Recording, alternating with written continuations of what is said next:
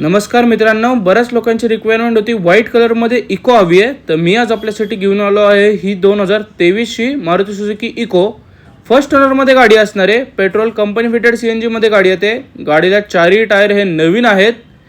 अत्यंत क्लीन स्क्रॅचलेस कंडिशनमध्ये गाडी असणार आहे. गाडी ही MH12 पासिंगमध्ये आहे. गाडीला 7 सीटरमध्ये कन्वर्ट करण्यात आलेलं आहे. आपण बघू शकता. गाडी ही पेट्रोल कंपनी फिटेड CNG मध्ये येते. गाडीवर लोन फॅसिलिटी अवेलेबल आहे. लोन वगैरे करून भेटेल.